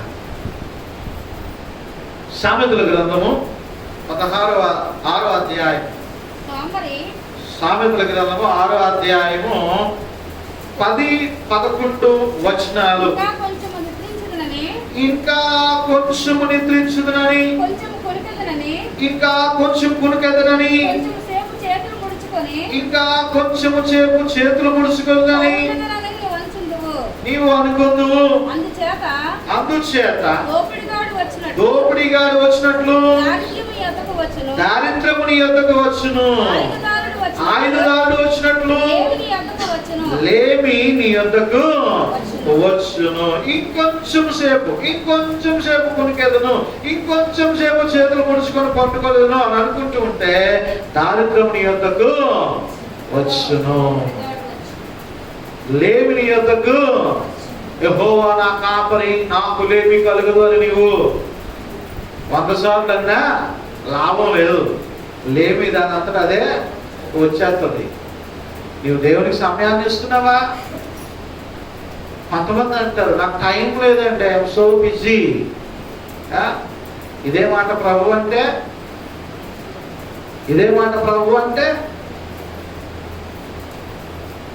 ప్రియమైనటువంటి దేవుని బిడ్డలారా, నూతనంగా రక్షించబడింది మన ఆర్ కనక గారి యొక్క చిన్న కోడలు తులసి. గత లాక్డౌన్ కాలంలో ఆమెకు 7 నెలలోనా 6 నెలలు 7 నెలల్లో లోపల బిడ్డ చనిపోయాడు. 7 నెలలు పెరిగి బిడ్డ చనిపోయాడు అని చెప్పారు. ఏం చేయాలా? అబార్షన్ చేసేసేయాలి, తీసేయాలి, చనిపోయిన బిడ్డను తీసేయాలి. ఎంతో దుఃఖపడ్డారు. కనక గారు ఫోన్ చేసినప్పుడు ఎంతో బాధపడ్డారు, వేదన చెందారు. ఆమె యొక్క విశ్వాసములకు సూచనగా తన కోడలు గొడవ పట్టుకుని వస్తున్నారు. ఇంకా అమ్మాయి తులసి అనేటువంటి అమ్మాయి, ఆ బిడ్డ కూడా కొన్ని ఆదరణకరమైనటువంటి మాటలు నేను ఫోన్లో చెప్పినప్పుడు ఆమె ధైర్యపడింది. ప్రార్థన చేశాం, దేవుని సన్నిధిలో అంగలార్చి మొదలుపెట్టాం. ఆమె దుఃఖ దినములు అక్కడితో ముగిసిపోయాయి. అప్పటి నుంచి దేవుని సన్నిధిని విడిచిపెట్టలేదు, దేవుని మీద తిరుగుబాటు చేయలేదు, దేవుడు నాకు అన్యాయం చేశాడని చెప్పలేదు. శుక్రవారం అయితే శుక్రవారము, ఆదివారం అయితే ఆదివారము దేవుని సన్నిధిని విడవకుండా ఆమె వస్తూ ఉన్నది. దేవుడు మళ్ళా ఆమె గర్భాన్ని తెరిచాడు. ఇప్పుడు 3వ నెల 7వ నెల. హల్లెలూయా, హల్లెలూయా, హల్లెలూయా. దేవుని సన్నిధికి వచ్చి ప్రార్థనలో గడిపినటువంటి వారు ఎన్నడూ కూడా అన్యాయస్తులు కారు. తగిన కాలం ముందు దేవుడు వారికి ప్రతిఫలం ఇస్తాడు. నీవు గోజాడు ఆయన సన్నిధిలో, నీవు మొరపెట్టు ఆయన సన్నిధిలో, నీవు అంగలార్చు ఆయన సన్నిధిలో. అంతేగాని అయ్యో గిఫ్ట్ ఇస్తున్న టైంలో ఎవరైనా నిద్రపోతారా అండి? మనం జగన్మోహన్ రెడ్డి గారు మీరు తెల్ల రేషన్ కార్డు పట్టుకొని వస్తే మన శుక్రవారం మధ్యాహ్నం 2 గంటల నుంచి 5 గంటల వరకు ఇందిరా ప్రియదర్శిని స్టేడియంలో ఒక్కొక్కరికి 5,000 ఇస్తాము, ఆ టైం దాటిపోతే ఇంకేమో అని అన్నారు అనుకోండి, ఎవరైనా మిస్ అవుతారా? మిస్ అవుతారా? ఎండైనా వర్షమైనా గొడుగులు పెట్టుకొని ఎంత లైన్ అయినా సరే కాసేసి మొత్తం మీద సాధించుకొని 5,000 పట్టుకునే వస్తాం కదా. అదే దేవుని సన్నిధి అన్నప్పటికీ చులకన, ఏ వారం కాదు వచ్చేవారు వెళ్ళొచ్చులే. ప్రేమైనటువంటి దేవుని బిడ్డరా, నిర్లక్ష్యము చేయవద్దు దేవుని సన్నిధిని. అనవసరంగా కోరుండి దారిద్ర్యాన్ని తెచ్చుకోవద్దు. దేవుడు నీకు అవకాశం ఉందో లేదో దేవుడు చూస్తున్నాడు. ఒకవేళ అవకాశం లేకపోతే నీ విశ్వాసాన్ని దేవుడు చూస్తూ ఉంటున్నాడు. దేవుడు ఎవరైతే దేవుని సన్నిధిలో ఏ కొలతతో అయితే వారు ఆశీర్వదించబడుతున్నారో అదే కొలతను దేవుడు వారికి కూడా ఇస్తాడు. ఎందుకంటే వారు ప్రయత్నం చేస్తున్నారు రావాలని. వారు ఎంతో అడుగుతూ ఉన్నారు పర్మిషన్, యజమానుల్ని ఎంతో ఆశపడుతున్నారు, కానీ అవకాశం ఉండటం లేదు. కానీ అవకాశం ఉండి అనవసరంగా ఇంటి దగ్గర ఉండిపోతున్నటువంటి ప్రియబిడ్డలారా, అనవసరంగా దేవుని యొక్క ఆశీర్వాదాలను పోగొట్టుకోవద్దు. డాక్టర్ విల్సన్ షాప్మెన్ అనేటువంటి ఈయన ఫిలదెల్ఫియా సంఘంలో ఒక పెద్ద సంఘానికి ఆయన పాస్టర్ గారు అంట. పెద్ద సంఘానికి ఆయన పాస్టర్ గారు. కొత్తగా అపాయింట్మెంట్ అయ్యాడు ఆయన. ఈ యొక్క విల్బర్ అనేటువంటి ఈయన.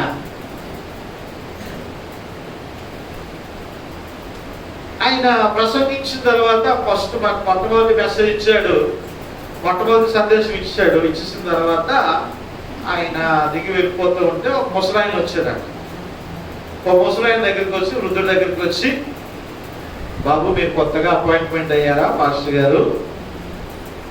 చాలా సంతోషం, మీకు నేను సహాయం చేస్తాను, మీరు ధైర్యంగా దేవుని వాక్యాన్ని చెప్పండి అని చెప్పి ఆయన వెళ్ళిపోయాడంట.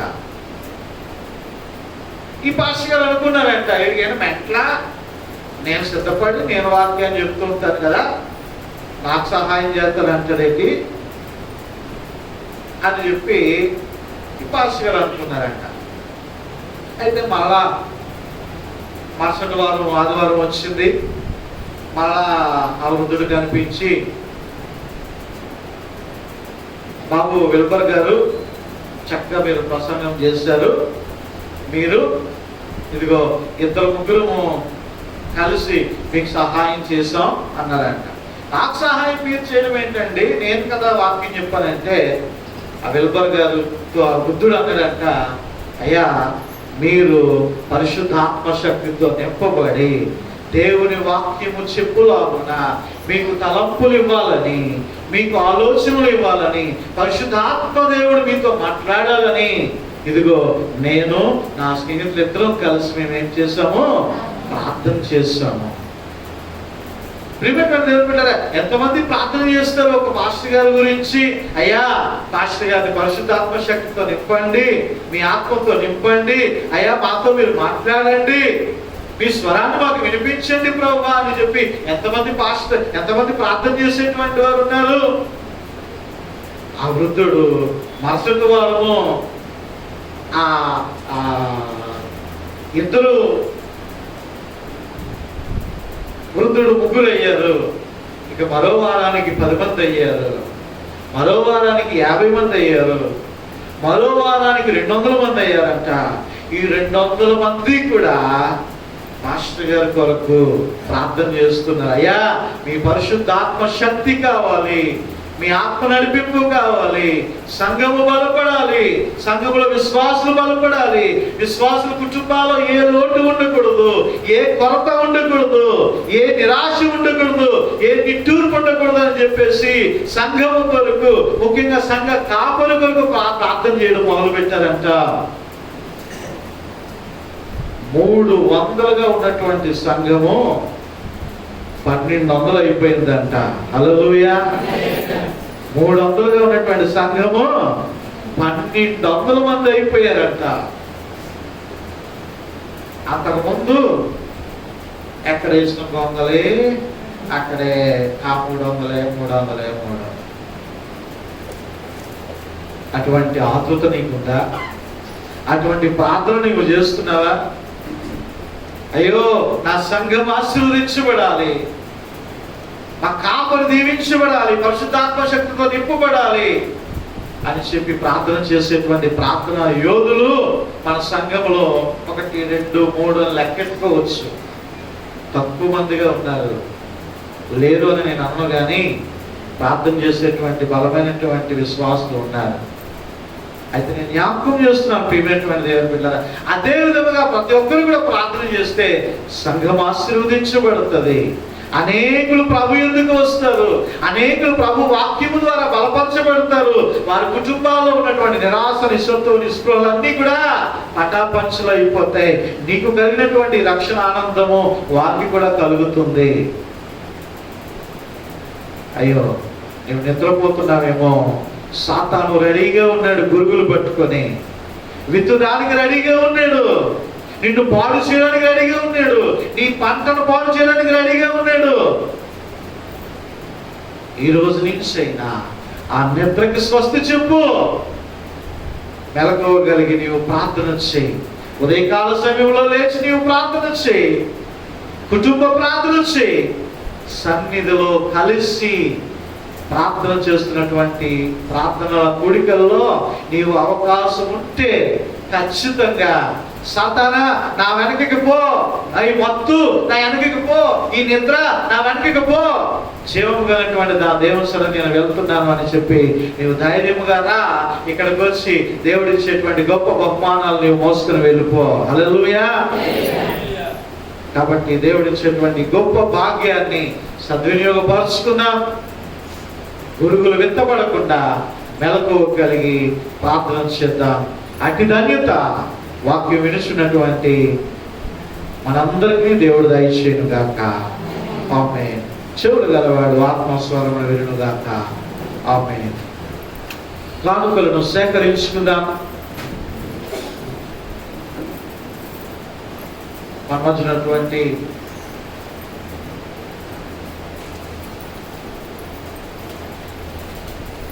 ప్రియులు రాము గారు, మన సూర్యరామ్ గారి యొక్క సహోదరుడు, అలాగే దీవెనమ్మ గారు కానుకలు సేకరించాలని మనం చేస్తున్నాం.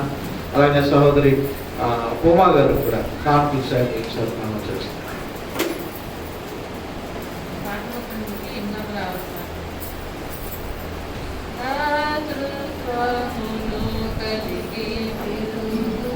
Rama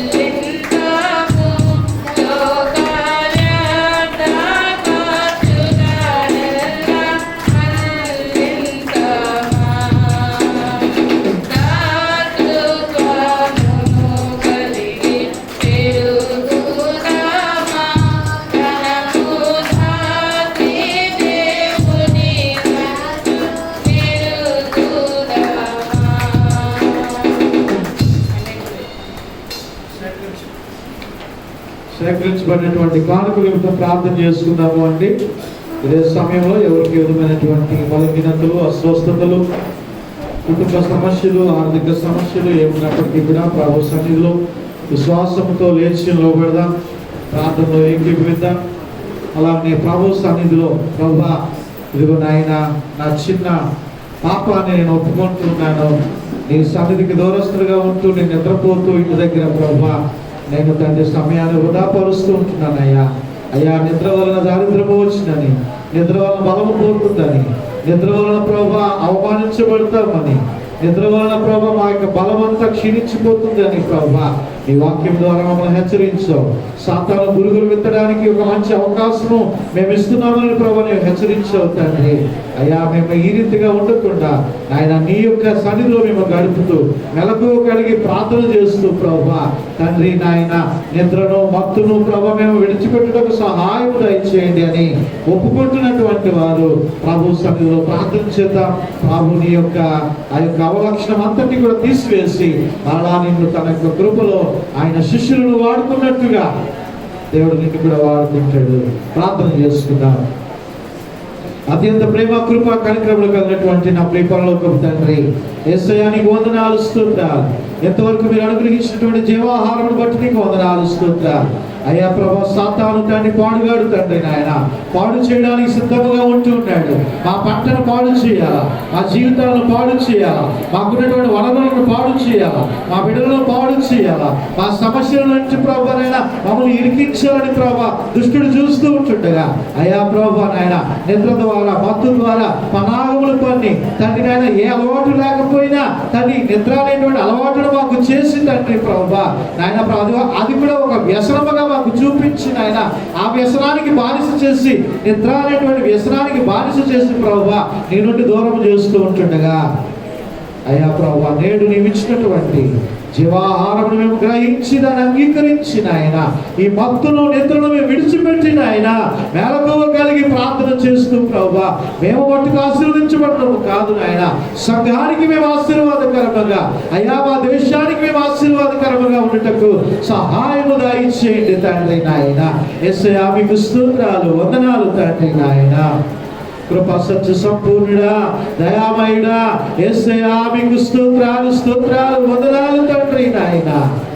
ఇదిగో దేవా ప్రార్థన చేస్తూ ఉంటున్నా, నీ సన్నిధిలో చేరినటువంటి నీ ప్రియబిడ్డలందరినీ కూడా మీరు దీవించి ఆశీర్వదించండి. వారి సమస్యలను, వారి అవసరతలను, వారి ఆర్థిక ఇబ్బందులను ప్రభావ, వారి బలహీనతలను ప్రభావ నీ సన్నిధిలో పెడుతూ ఉంటుండగా యేసయ్యా ఈ ప్రశస్తమైనటువంటి నామములో ఆయన ప్రతి బిడ్డకు కూడా మీరు విడుదల దాయించేయండి అయ్యా. యేసయ్యా మీకు స్తోత్రాలు, స్తోత్రాలు, వందనాలు ప్రభువా. ఇదిగో తండ్రి ప్రార్థన చేస్తున్నాం ఆయన అన్నమ్మగారు నడుముతో బాధపడుతూ ఉంటుండగా మీరు ముట్టండి, స్వస్థపరచండి యేసు నామములో ప్రభువా మీరు విడుదల దయచేయండి ప్రభువా నాయన. యేసయ్యా తండ్రి ప్రభువా కుమారి అయినటువంటి సహోదరి తండ్రి గ్యాస్ట్రిక్ తో బాధపడుతూ ఉంటుండగా అయ్యా నాయన బిడ్డలు మీరు ముట్టి స్వస్థపరచండి, యేసు నామములో విడుదల దయచేయండి. ఇదిగో ఆయన కృప అనేటువంటి బిడ్డనైనా జ్వరంతో బాధపడుతూ ఉంటుండగా యేసయ్యా మీ ప్రశస్తమైనటువంటి నామములో తండ్రి నాయన బిడ్డకు మీరు విడుదల దయచేయండి తండ్రి నాయన. అయ్యా తండ్రి నాయన బేతా మంగమ్మ గారు బట్టి ప్రార్థన చేస్తున్నాం, బిడ్డ బలహీనముగా ఉంటుండగా అయ్యా మీ యొక్క గాయపడిన హస్తంతో ప్రభువా బిడ్డ మీరు ముట్టిన ఆయన ప్రభువా మీరు విడుదల దయచేయాలని మనం చేసుకుంటున్నాం తండ్రి. యేసయ్యా మీకు స్తోత్రాలు, వందనాలు తెలియజేసుకుంటున్నాం తండ్రి నాయన. అదే విధముగా తండ్రి ప్రభువా నాయన తండ్రి నాయన దైవ కృప వారి యొక్క తండ్రి నాయన కుటుంబీకులు నాయన చిన్న బిడ్డ తండ్రి నాయన ఆ యొక్క డెలివరీ జరిగిన ఆయన బిడ్డ తండ్రి నాయన హాస్పిటల్లో ఉంటుండగా నాయన ప్రభువా నాయన ఇంటెన్సివ్ కేర్ లో ఉంటుండగా నాయన ప్రభువా యేసయ్యా తండ్రి చిన్న బిడ్డను మీరు జ్ఞాపకం చేసుకొని మీరు ముట్టి స్వస్థపరచండి తండ్రి, మీరు విడుదల దయచేయండి తండ్రి నాయన ప్రభువా. యేసయ్యా నీకు స్తోత్రాలు, వందనాలు. అదే విధముగా తండ్రి ప్రభువా నాయన ప్రభా ప్రియ కుమారుడు తండ్రి నాయన తన కళ్యాణ రాజు యొక్క తన స్నేహితుడు భరత్ అనేటువంటి బిడ్డను జ్ఞాపకం చేసుకుంటున్నా అయ్యా బిడ్డను దీవించండి, మీ కృపలో జ్ఞాపకం చేసుకోండి. తన కుటుంబం అందరి కొరకు ప్రార్థన చేస్తున్నాం. నీ యందు విశ్వాసము తండ్రి నాయన నమ్మిక ఆసక్తి కలిగినటువంటి బిడ్డగా ఉంటుండగా బిడ్డ పట్ల నీ కృప చూపించి బిడ్డకు రావాల్సినటువంటి దేవుని ఆశీర్వాదాలు దయచేయండి. యేసయ్యానికి వందనాలు. ప్రియతల్లి కుమారమ్మ గారిని జ్ఞాపకం చేసుకుంటున్నా, మీ దయాన్ని కృపని కాపుదల బిడ్డపై ఉంచండి, స్వస్థపరచండి, విడుదల దయచేయండి దేవా. యేసయ్యానికి వందనాలు స్తోత్రాలు. ఇదిగో తండ్రి ప్రభువా, అనేక మంది బిడ్డలు ప్రభువా గర్భఫలము పొందుకొని ప్రభు ఉంటుండగా తండ్రి, గర్భఫలము కన్నటువంటి బిడ్డలందరినీ కూడా మీరు దీవెనకరముగా ఆశీర్వాదకరముగా మీరు ఉంచండి నాయన. సహోదరి తబితను బట్టి, సహోదరి మేరీ మౌనికను బట్టి, సహోదరి పుష్పలతను బట్టి, సహోదరి స్వాతిని బట్టి తండ్రి ప్రభా, సహోదరి ఎస్తేరు తులసిగా కుమార్తెను బట్టి నేను సహోదరి తండ్రి సూర్యుడు గారి యొక్క కోడలను బట్టి నాయన, అలాంటి సహోదరు తులసిని బట్టి నాయన, సహోదరు సరళను బట్టి నాయన ప్రార్థన చేస్తున్నా. వీళ్ళందరికీ మీరు అనుగ్రహించినటువంటి గర్భఫలమును బట్టి నీకు స్తోత్రాలు. దీవించండి, ఆశీర్వదించండి. లోపల మీరు ఇచ్చినటువంటి బహుమానమును తల్లిని ప్రభు మీరు దీవెనకరముగా మీరు ఉంచండి నాయన. యేసయ్యా నీకు వందనాలు స్తోత్రాలు. ఇదిగో దేవా తండ్రి ప్రార్థన చేస్తూ ఉంటున్నా. అయ్యా తండ్రి నాయన, మీ మహాకృప కనికరము తండ్రి కాపుదల ప్రతి బిడ్డ పైన మీరు ఉంచండి తండ్రి నాయన. యేసయ్య తండ్రి నాయన, ఎవరైతే తీర్మానం చేసుకుని నాయన నీ సన్నిధిలో గడపాలని ప్రభు నాయన, ఎవరైతే ఒక అడుగు ముందుకేసి నాయన వారి యజమానులు అడుగుతూ ప్రభు తండ్రి నాయన ఆసక్తి చూపిస్తున్నారు, అటువంటి వారి ఎడల మీ కృప చూపించండి బాబా నాయన. మీరే నీ సన్నిధికి రావడానికి కావాల్సినటువంటి పర్మిషన్ వారికి దయచేయండి అయ్యా. అయా నీకు స్తోత్రాలు, వందనాలు. గొప్ప దేవుడు, మహోన్నతుడు తండ్రి నాయన. అయా తండ్రి నాయన, అవసరంతో ఉన్నటువంటి బిడ్డలను దీవించండి నాయన. ఇదిగో తండ్రి జీవమణి గారిని కూడా ప్రభావ మీరు ముట్టి స్వస్థపరచని సన్నిధి తోడుకొని వచ్చారు, నీకు వందనాలు. సహోదరి రూపా గారికి కూడా పరిపూర్ణ స్వస్థత క్షేమాన్ని ఇచ్చి నడిపించండి అయా. నీకు వందనాలు, స్తోత్రాలు తండ్రి. ప్రభావ ప్రార్థన చేస్తూ ఉంటున్నాం, సహాయం దయచేయండి. ఇంకను ప్రభా తండ్రి వివాహాల కొరకు, ఉద్యోగాల కొరకు నాయన, గర్భఫలముల కొరకు, గృహముల కొరకు నాయన, వస్తువుల కొరకు, వాహనాల కొరకు నీవు ఇచ్చేటువంటి దేవుడు అని, నీవు ఆశీర్వదించేటువంటి దేవుడు అని, నీవు అనుగ్రహించేటువంటి దేవుడు అని, మా జీవితాల్లో నీవు చేసినటువంటి పేరులను ప్రభువా, నీవు ఇచ్చినటువంటి వనరులను ప్రభు జ్ఞాపకం చేసుకుంటూ మరణం అడుగుతూ ఉంటుండగా ప్రతి ఈవినింగ్ కూడా మీరు దయచేయండి. ప్రతి బిడ్డ జీవితంలో వారి శిరస్సు మీద మీ హస్తం ఉంచి ఆమేనని ప్రభు వారి ప్రార్థనలను ప్రభు మీరు ముద్రించాలని మేము ఆశపడుతున్నామయ్యా. యేసయ్యా నీకు స్తోత్రాలు, స్తోత్రాలు, వందనాలు అయ్యా. తండ్రి నాయన, మీ సన్నిధిలో గుప్పులను విప్పి అర్పణ అర్పించినటువంటి నీ ప్రియులందరినీ కూడా దీవించండి, ఆశీర్వదించండి, దీవెనకరంగా మీరు ఉంచండి నాయన. వారి వ్యాపారాలను, వారి ఉద్యోగాలను ఆశీర్వదించండి నాయన. అయ్యా తండ్రి, ఏ కొరత లేకుండా, కొలతలు లేకుండా బిడ్డలకు రావాల్సినటువంటి దీవెనలు అన్నీ ప్రభువా రహస్య స్థలంలో దాచి ఉంచబడినటువంటి నిధులతో నేను నింపేదని వాగ్దానం చేస్తున్నావయ్యా. ఆ నిధులన్నిటినీ ప్రభావ బిడ్డలకు మీరు అనుగ్రహించి మీరు దీవించి మీరు నడిపించాలి మనం చేసుకుంటూ ఈ పరిచయంలో సహకరించినటువంటి నీ ప్రియ బిడ్డలను, కుటుంబాలను కూడా మీరు దీవించి ఆశీర్వదించాలని మా నిజ రక్షకుడు ప్రభుత్వం యేసయ్యా అతి పరిశుద్ధమైనటువంటి నామమును బట్టి ఈ ప్రార్థన అడిగి వేడుకలు సమర్పిస్తూ ఉంటున్నాము తండ్రి, ఆమేన్.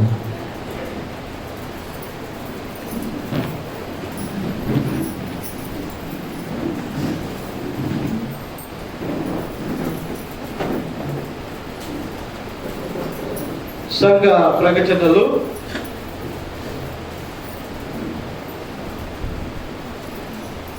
వచ్చే శుక్రవారము యథావిధిగా మధ్యాహ్నం 2 గంటల నుండి 4 గంటల వరకు ఉపవాస ప్రార్థనా కూడిక ఉంటుంది.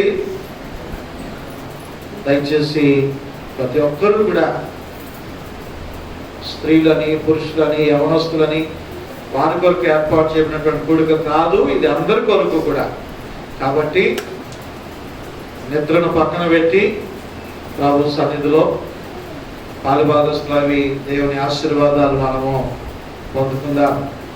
వచ్చే ఆదివారం యథావిధిగా 2 ఆరాధనలు జరుగుతాయి. ఉదయం 7:30 గంటలకు మొదటి ఆరాధన, 10 గంటలకు 2వ ఆరాధన జరుగుతుంది. దయచేసి గమనించాలని మనం చేస్తున్నాం. ఈ యొక్క మంగళవారం నుండి కూడా ఈరోజు మనం విన్నటువంటి వాక్యానికి అనుగుణంగా స్త్రీల సమాజం ఎట్లాగో జరుగుతుంది, కానీ మరి ఈ సంవత్సరం స్త్రీల సమాజం జరగలేదు కాబట్టి మరి ఒక ప్రేయర్ టీమ్గా ప్రతి మంగళవారం మధ్యాహ్నం 2 గంటల నుండి 4 గంటల వరకు సంఘంలో ప్రార్థనలు జరుగుతాయి. మీ ప్రతి సమస్య, ప్రతి అవసరత ఏమున్నప్పటికీ కూడా నాకు కానీ, పాస్టర్ గారికి కానీ, భారతి గారికి కానీ మీరు తెలియపరచండి. ఫోన్ ద్వారా కానీ, మెసేజ్ ద్వారా కానీ మేము మా కుటుంబ ప్రార్థనలో తప్పనిసరిగా జ్ఞాపకం చేసుకుంటున్నాం ప్రతి ఒక్కరి గురించి కూడా. అదే రీతిగా మంగళవారం జరిగేటువంటి ఆ ప్రేయర్లో కూడా, ఆ గొలుసు ప్రార్థనలో కూడా మనం జ్ఞాపకం చేసుకుంటాం. అలాగే సంఘ అవసరతలను బట్టి, సంఘ అక్కర్లను బట్టి, ముఖ్యంగా సంఘము అభివృద్ధిని బట్టి ఈరోజు మనం ఎలాగైతే వాక్యాన్ని నేర్చుకున్నామో అట్టి ప్రకారంగా ప్రార్థనలో ముందుకు సాగిపోదాం. ప్రత్యేకించి సంఘ పరిచారకులు అయినటువంటి వారు, కోఆర్డినేటర్ అయినటువంటి వారు, నడిపిస్తున్నటువంటి వారు ప్రధానంగా పాల్గొంటారు. మిగిలినటువంటి స్త్రీలు ఎవరైనప్పటికీ కూడా, మరి స్త్రీలైనా పురుషులైనా ఎవరైనా కూడా పాల్గొవచ్చు. మంగళవారం మధ్యాహ్నం 2 గంటల నుండి 4 గంటల వరకు విజ్ఞాపన ప్రార్థనలు సంఘములో జరుగుతాయి. దయచేసి గమనించాలని మనం చేస్తూ ఉంటున్నాను. అదేవిధముగా మరి గడిచినటువంటి శుక్రవారము కొన్ని నిర్ణయాలను సంఘం తీసుకోవడం జరిగింది. వాటి గురించి నేను తెలియజేస్తున్నాను. మరి కుమారమ్మ గారి యొక్క బలహీనతను బట్టి సంఘ పరిచర్య చేయడానికి గాను మన వెన్ని బంగారు లక్ష్మిని మనం ఏర్పాటు చేయడం జరిగింది. దయచేసి గమనించాలని మనం చేస్తూ ఉంటున్నాం. అదేవిధంగా ప్రతి మంగళవారము ప్రేయర్ నేను తెలియజేసిన ప్రకారం జరుగుతుంది. దానికి ఇన్ఛార్జ్గా మరి కే భారతి గారిని, అలాగే బి చిన్ని గారిని ఏర్పాటు చేయడం జరిగింది. దయచేసి గమనించాలని మనం చేస్తూ ఉంటున్నాను. అలాగే ప్రభు చిత్తం అయితే నవంబర్లో కానీ, అక్టోబర్ చివరిలో కానీ మరి కృతజ్ఞతార్పణల పండుగ నిర్వహించడానికి ఆలోచన చేసి ఉన్నాం. దయచేసి గమనించాలని మనం చేస్తూ ఉంటున్నాం. అదేవిధముగా సంఘములో మరి వృద్ధులైపోయిన తర్వాత 60 సంవత్సరాలు దాటిన తర్వాత సంఘ సభ్యులుగా ఉండాలని వస్తున్నారు. మరి వారు అప్పుడు బాప్తిసం తీసుకొని ఉంటే సంఘ సభ్యులుగా అంగీకరిస్తాం తప్ప ఒక 10-20 సంవత్సరాల ముందు ఎక్కడెక్కడో ఉండి ఆ ముసలు అయిపోయిన తర్వాత దేవుని మందిరానికి వచ్చి మరి అప్పుడు ఏం జరిగినా అన్ని మీరే చూసుకోవాలి అంటే అది చాలా కష్టతరంగా ఉంటుంది. ఎందుకంటే ఇప్పుడు కార్యక్రమాలన్నీ కూడా చాలా కష్టమైపోయాయి.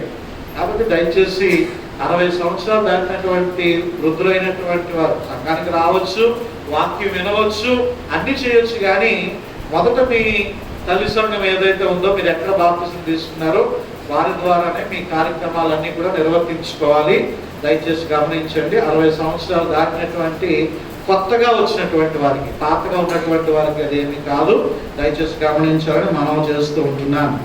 అదేవిధంగా 1 సంవత్సరం పాటు ఆలయానికి రాకుండా, మరి దేవుని సన్నిధికి రాకుండా ఒకసారి కూడా అంటే సంవత్సరానికి ఒకసారి రావాలని నేను అర్థం కాదు.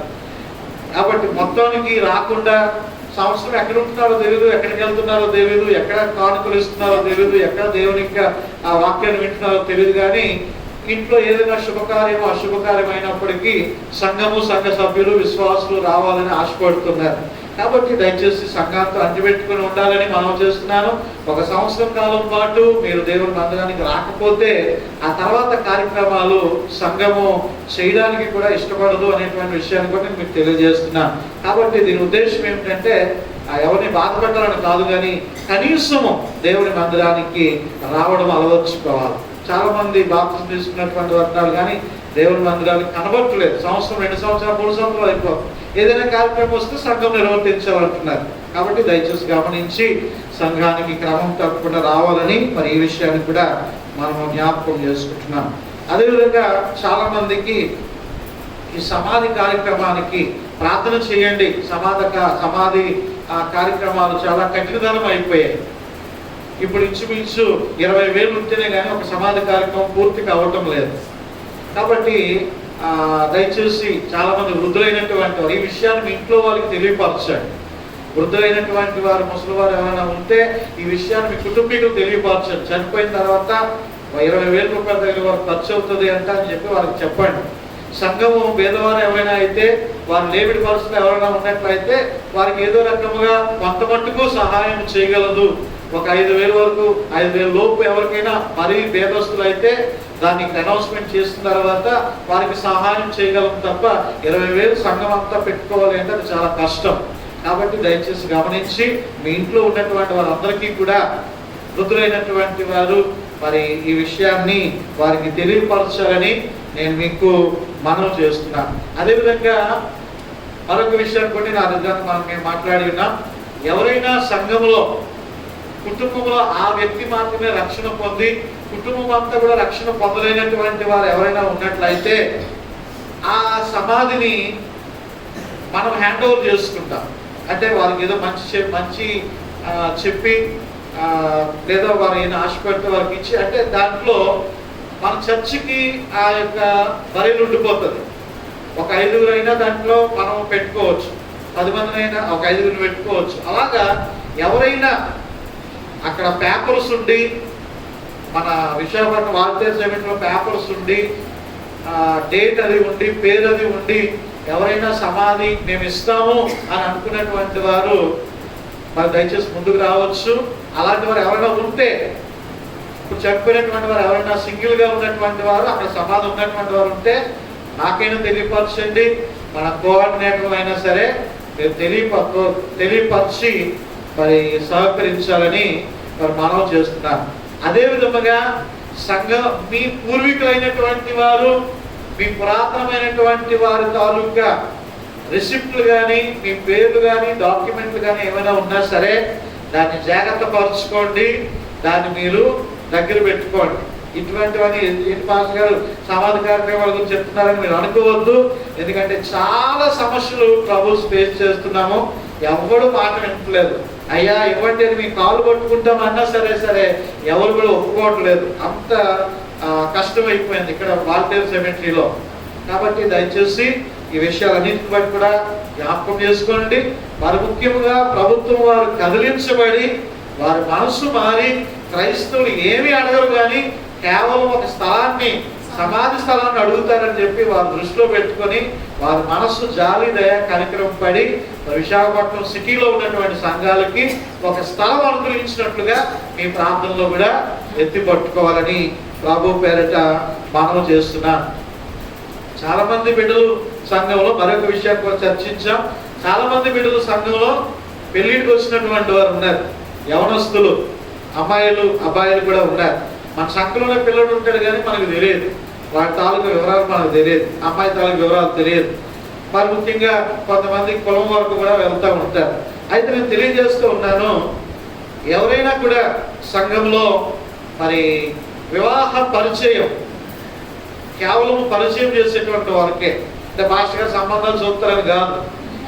మీరు మీ ఫొటోస్ బాప్తిసం తీసుకున్నటువంటి వారికి మాత్రమే, బాప్తిసం తీసుకున్నటువంటి వారు మాత్రమే మీ ఫొటోస్, మీ డీటెయిల్స్, మీ బయోడేటా అంతా కూడా తల్లిదండ్రులు, వృత్తి, కులము, ఇవన్నీ కూడా ఫోన్ నెంబర్, ఇవన్నీ కూడా మీరు బయోడేటా ఒకటి రిటర్న్ గాను ఒకటి ఆన్లైన్లోనూ మీరు చేసి నాకు వాట్సాప్ నెంబర్ నాకు పంపిస్తే నేను దాన్ని ఫార్వర్డ్ చేస్తాను. మన సంఘంలో మట్టుకే కాదు కానీ ఇతర సంఘాలకు కూడా నేను పరిచయం చేస్తాను, ఇతర కాపర్లకు కూడా నేను పంపిస్తాను.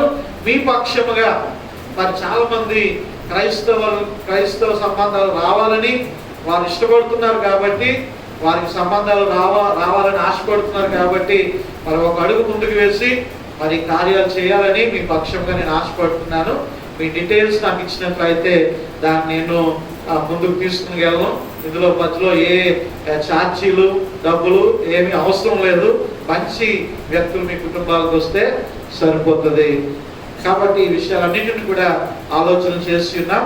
ఆ యొక్క శుక్రవారము ఆ యొక్క కార్యవర్గ సమావేశంలో జరిగినవని నేను మీకు తెలియజేస్తున్నాను. అదేవిధముగా మరి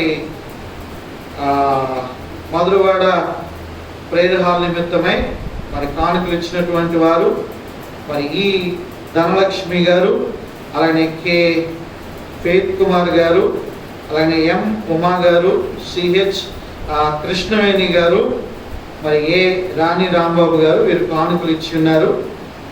వి కుమారి జోసఫ్ గారు వీరు కానుకలు ఇచ్చి ఉన్నారు. ప్రభు బిడ్డలను దీవించును గాక. ఆమేన్. అందరూ కూడా లేచి నిలబడినట్లయితే ముగింపు కీర్తన ఆశీర్వాదంతో నేటి ఆరాధన ముగించుకుందాం.